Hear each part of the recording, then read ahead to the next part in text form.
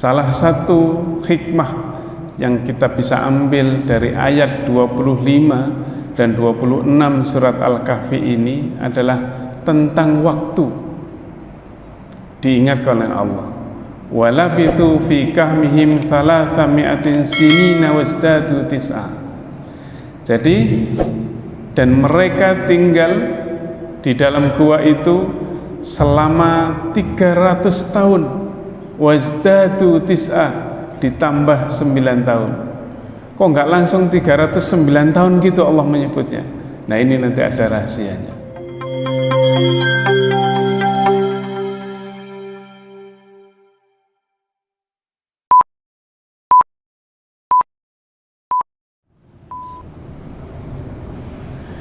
Assalamualaikum warahmatullahi wabarakatuh. Alhamdulillahilladzi ahyana ba'dama amatana wa ilaihin nusyur.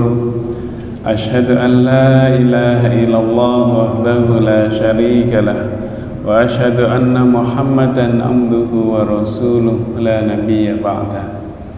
Allahumma salli wa sallim wa barik ala nabiyyina Muhammadin wa ala alihi wa sahbihi wa mawala. Qala Allah ta'ala fi kitabihil karim, a'udzu billahi minasy syaithanir rajim. Bismillahirrahmanirrahim. Walabithu fi kahwihim 300 sinina wazdadu tis'a.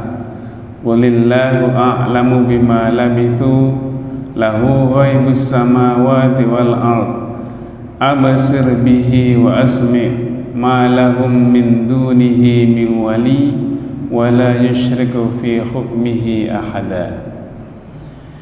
Jamaah salat subuh yang dirahmati Allah, kita bersyukur kepada Allah karena Allah telah menghidupkan kita kembali, membangunkan kita kembali setelah Allah mematikan kita untuk sementara waktu. Dan hanya kepada Allah lah kita semuanya akan kembali. Dalam 2 minggu ini saya ditunjukkan oleh Allah setidaknya 3 peristiwa kematian.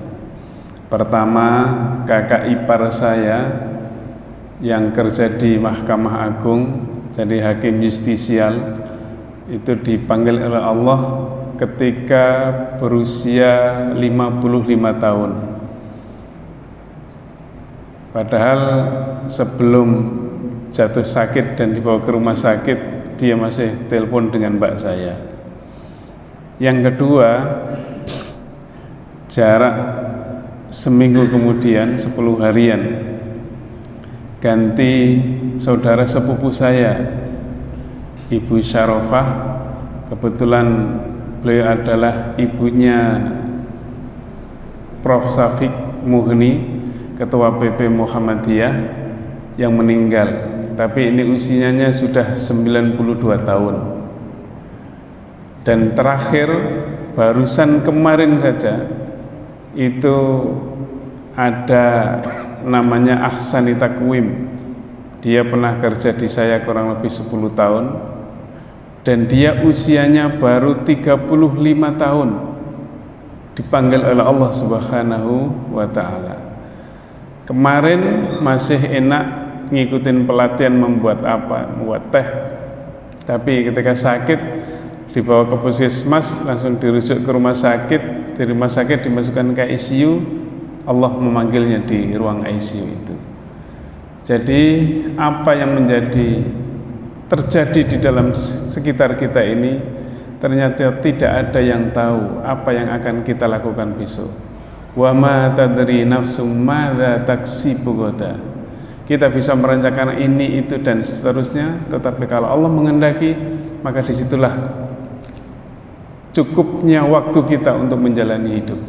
Jadi kalau kita sekarang masih diberi kesempatan oleh Allah untuk hidup, diberi kesempatan oleh Allah untuk bisa menikmati dunia ini, maka mari kita nikmati dunia ini dengan penuh ridha Allah Subhanahu wa ta'ala. kita gunakan dalam rangka ketaatan. Tidak ada yang tahu. Wa ma tadri nafsun bi ayyi ardin tamut, dan tidak ada yang tahu kapan dan di mana kita akan dipanggil oleh Allah Subhanahu wa taala. Salah satu hikmah yang kita bisa ambil dari ayat 25 dan 26 surat Al-Kahfi ini adalah tentang waktu. Diingatkan oleh Allah, walabithu fi kahmihim 300 sinina wasdadu tis'a. Jadi, dan mereka tinggal di dalam gua itu selama 300 tahun, wasdadu tis'a, ditambah 9 tahun. Kok nggak langsung 309 tahun gitu Allah menyebutnya? Nah, ini nanti ada rahasianya.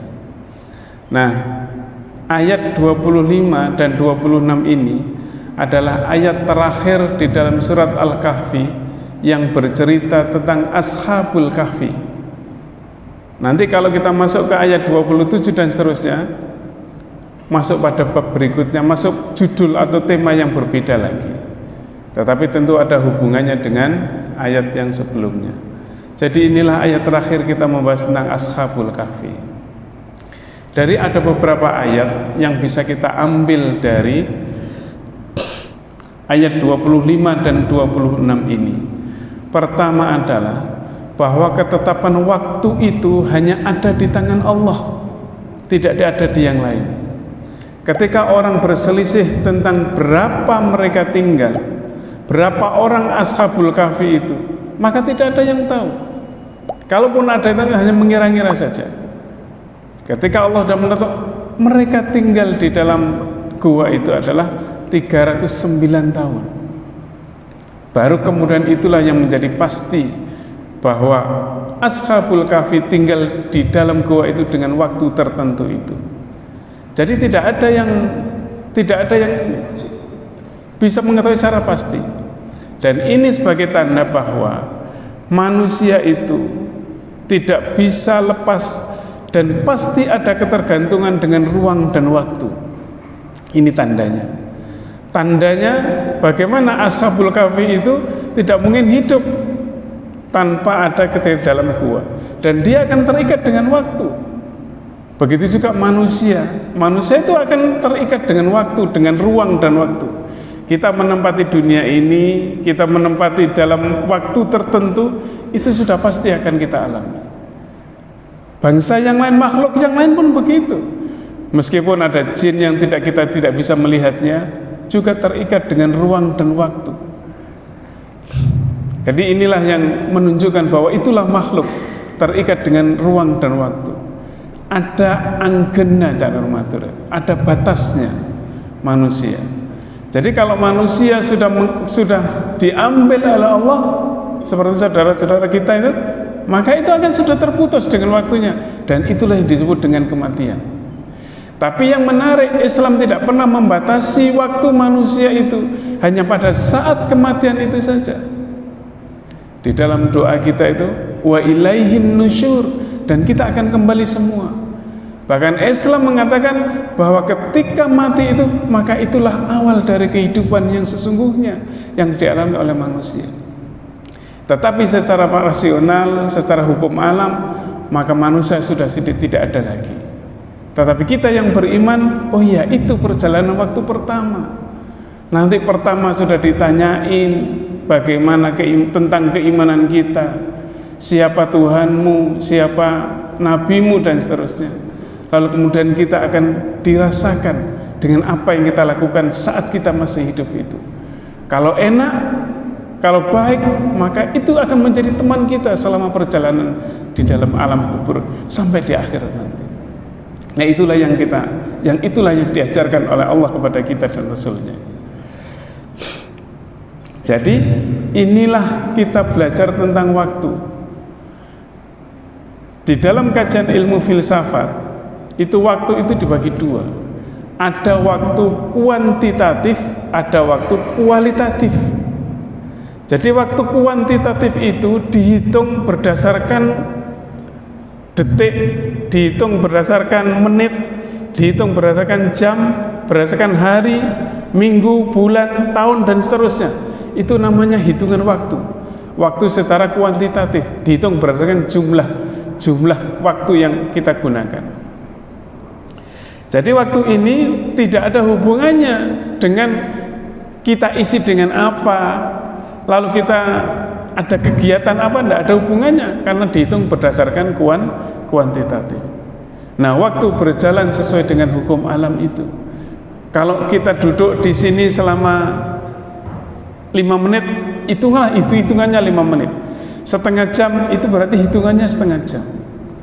Jadi kalau ada dalam surat konteks Al-Ashabul Kahfi ini, maka bahwa waktu 309 tahun yang dialami oleh Ashabul Kahfi adalah waktu yang berjalan sesuai dengan waktu perjalanan alam. Nah, itu yang namanya waktu kuantitatif, waktu yang dihitung berdasarkan menit dan seterusnya itu. Tetapi ada waktu yang namanya waktu kualitatif. Waktu kualitatif itu diukur dengan diisi apa dan dengan kegiatan apa kita mengisi waktu itu. Nah, itu namanya waktu kualitatif. Islam sangat menekankan waktu kualitatif ini. Jadi biasanya lama sebentarnya waktu kadang-kadang lebih dirasakan oleh masing-masing orang. Masing-masing orang berbeda. Kalau orang yang berada di dalam penjara, maka waktu itu akan terasa sangat panjang. Orang yang ada di rumah sakit ketika sakit, maka waktu itu sangat panjang karena berada dalam kesedihan dan kesusahan, dalam ujian Allah. Tetapi ketika seseorang merasakan kenikmatan waktu itu dengan mengisi hal-hal yang berguna, misalnya dengan yang menyenangkan dirinya, maka waktu itu terasa sedikit sekali. Kita bandingkan yang paling mudah kita sering kita alami. Ketika seseorang itu misalnya disuruh main HP, misalnya membuka WA, bosan WA ke YouTube ke TikTok, dari TikTok ke Instagram dan seterusnya, dihitung sampai 1 jam itu nggak terasa. Anak-anak kita, tapi insya Allah kalau yang orang sepuh sudah merasa lelah juga. Tetapi kalau dia misalnya juga kita, kalau waktu itu kita gunakan untuk membaca Al-Quran, karena hati kita tidak senang dengan itu, maka waktu selama membaca Al-Quran 15 menit, 10 menit saja, rasanya sudah sangat lama. Nah, itulah waktu yang dihitung berdasarkan kualitatif. Waktu kualitatif, waktu yang dihitung berdasarkan isinya itu untuk apa. Nah, Islam itu memperhatikan itu, sangat memperhatikan. Gimana tidak? Misalnya ketika kita sudah bulan puasa Ramadan, ada Lailatul Qadar. 1 malam cuma kita mengalami waktu Lailatul Qadar itu. Tetapi hitungannya kata Allah, khairum min alfi syahrin. Itu lebih baik daripada 1000 bulan. Jadi lebih dari 1000 bulan karena itu lebih baik waktu Lailatul Qadar itu. Nah, ini kan berarti waktu kualitatif yang dihitung. Orang menjalankan puasa sehari, puasa Arafah, tapi orang sudah diampuni dosanya selama 1 tahun. Itu kan berarti waktu kualitatif itu namanya. Seseorang yang menunggu waktu syuruk, pahalanya itu sama dengan pahala haji dan umroh. Jadi kalau dihitung itu bukan waktunya yang dihitung, tetapi diisi dengan apa ketika kita menunggu waktu syuruk itu.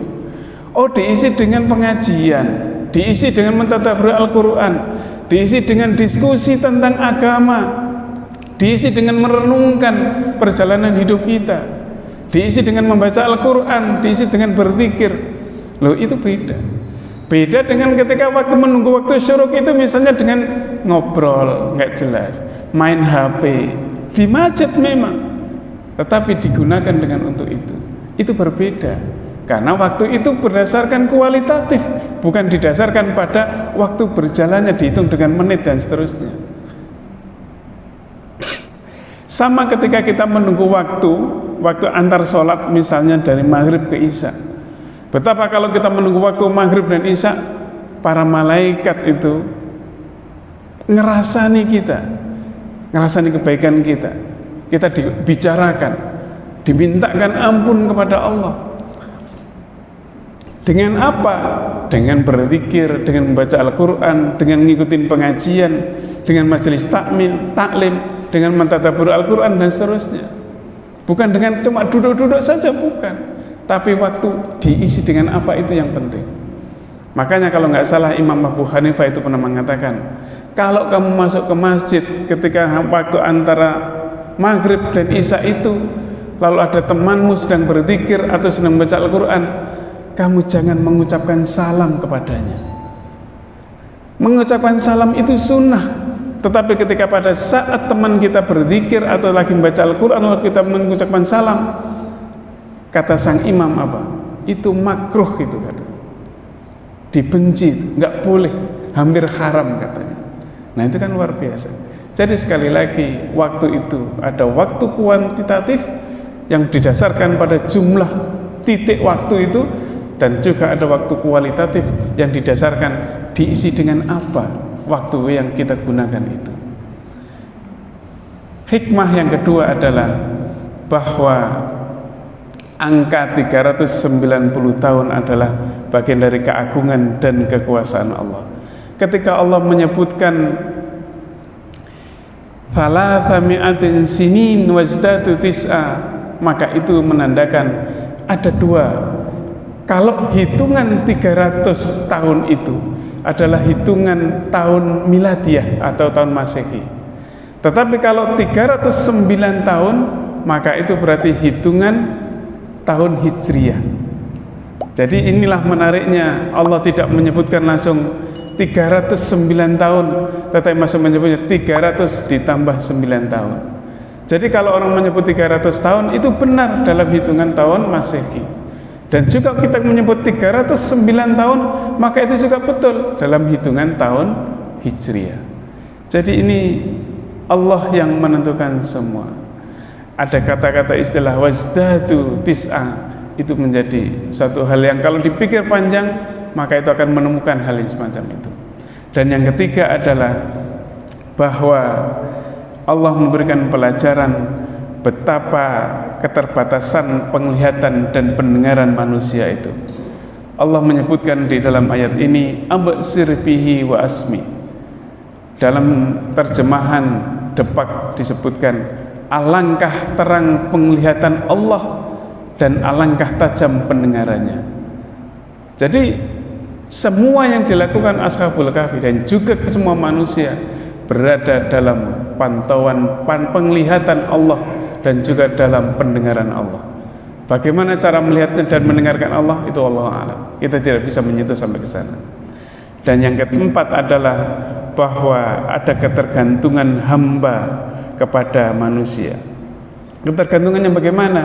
Ashabul Kahfi itu dilindungi bukan karena siapa, tetapi dilindungi karena pertolongan Allah belaka. Jadi kata Allah, ma lahum min dunihi min wali, maka tidak ada seorang pun selain Allah yang bisa menjadi penolong dan pelindungnya semua manusia yang ada dalam itu. Dan yang kelima adalah wala yusyriku fi hukmihi ahada, dan Allah itu tidak pernah mencari teman, tidak mencari sekutu siapapun, fi hukmihi ahada, fi hukmihi dalam setiap menetapkan keputusannya. Jadi Allah saja yang menentukannya sendiri. Jadi semua ketika kita di dunia, apalagi ketika di akhirat nanti, Allah akan mengampuni siapa saja yang dikehendakinya. Jadi tidak ada seorang pun. Makanya ini menjadi kehati-hatian bagi kita. Ada seorang, banyak kisah bagaimana seseorang yang selama hidupnya dilumuri dengan dosa dan maksiat, tetapi satu hari menjelang kematiannya Allah kemudian memberikan ampunan. Kenapa? Karena taubatan nasuha dari orang yang menjalani hidup dengan penuh maksiat dan penuh dosa itu. Tetapi ada yang selama hidupnya, ketika selama hidupnya itu hidup dengan penuh kebaikan, penuh amal ibadah, tetapi kadang-kadang menjelang kematiannya justru dia terjerumus kepada kenistaan. Jadi ada kisah itu, ada seorang mukmin pada zaman dulu itu, ada seorang mukmin yang setiap hari dia itu penunggunya masjid, tempat ibadah. Tidak pernah dia, ketika dia adzan di atas, Itu yang dia lakukan terus dan tidak kemana-mana. Maka suatu saat ketika dia berada di menara untuk melantunkan azan itu, dia melihat ada seorang perempuan di bawah, seorang perempuan cantik. Maka kemudian dia punya berpikiran, gimana kalau seorang yang perempuan cantik itu, yang kebetulan bukan seorang mukmin, bagaimana akan aku dekati, lalu aku sunting, lalu akan aku islamkan, aku jadikan dia menjadi seorang yang mukminah. Maka apa yang terjadi? Maka pun disuntinglah perempuan itu. Tetapi perempuan itu justru yang menjerumuskan si tukang penunggu tempat ibadah itu. Lalu kemudian dia memutuskan, biar saya mungkin ngikutin dia dulu, nanti dia pasti akan mengikuti saya. Tetapi apa yang terjadi? Kemudian si laki-laki yang mukmin itu, yang soleh itu, ternyata justru terikut oleh perempuan yang bukan mukminah itu, perempuan yang masih kafir, yang masih kufur, dan perempuan yang tidak beriman itu. Maka disitulah di akhirnya menjelang setelah itu tidak lama kemudian, si orang yang soleh ini kemudian diambil oleh Allah dalam keadaan dia sudah berpindah agamanya. Jadi apa yang kita lakukan ini dengan waktu yang kita jalani, tidak ada yang tahu. Wala yusyriku fi hukmihi ahada. Dan juga malahum min dunihi miwali. Jadi sekali lagi hanya kepada Allah kita memohon pertolongan, dan hanya kepada Allah kita juga meminta perlindungan. Jadi kalau kita habis sholat malam itu jangan lupa membaca Rabbi adkhilni mudkhala sidqi wa akhrijni mukhraja sidqi waj'alni min ladunka sultanan nasira. Biasanya saya ulangi 3 kali yang terakhir itu. Semoga yang sedikit ini ada manfaatnya bagi kita, dan kita bisa menjalani hidup ini menjadi lebih baik. Amin ya rabbal alamin. Subhanakallahumma wa bihamdika asyhadu an la ilaha illa anta astaghfiruka wa atubu ilaik. Nasrun minallah wa fathun qarib wa basyiril mu'minin. Wassalamualaikum warahmatullahi wabarakatuh.